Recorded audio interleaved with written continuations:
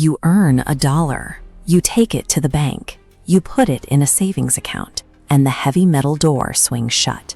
You are taught from a very young age that this is the most responsible thing you can do with your money.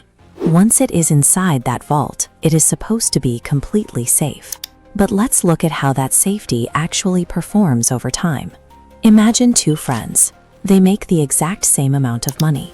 Every single month for 10 straight years, they both diligently set aside exactly $100 for the future. This graph shows the result of those two identical piles of money after a decade.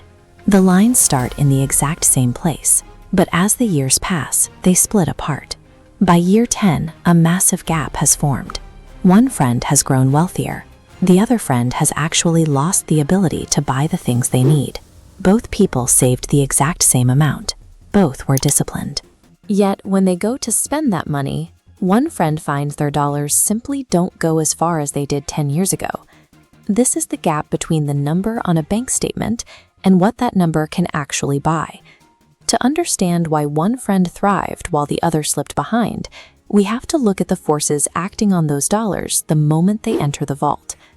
When you open a basic savings account, you are making a deal. You let the bank hold your cash, and in exchange, they give you a tiny reward every month called interest.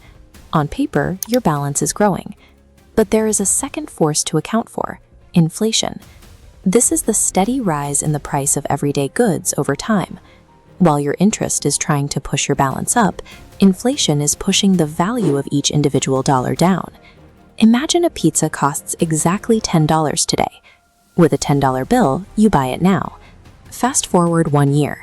Because ingredients became expensive, that exact same pizza costs $11. Your bank added 20 cents interest. You now have $10.20. You have more money than you started with, yet you are still 80 cents short of that pizza.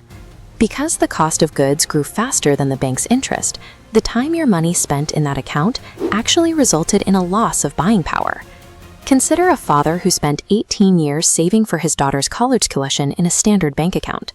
He hit every savings goal, but when the brochures arrived, he realized costs had moved so far his savings could no longer cover the bill.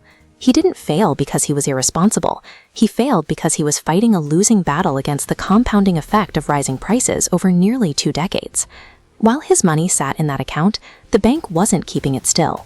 When you deposit cash, they immediately lend it for mortgages or invest it into markets, capturing higher returns for themselves. The bank uses your capital to generate significant profit, and in return, they pass back a fraction of a percent to you as interest. This creates a system where the institution builds wealth using your money, while your personal savings are left to bear the full weight of inflation alone. Avoiding this trap requires a shift in strategy.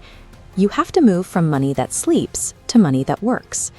There are several accessible tools that allow you to keep your money safe while actually defending its value. The simplest upgrade is a high-yield savings account.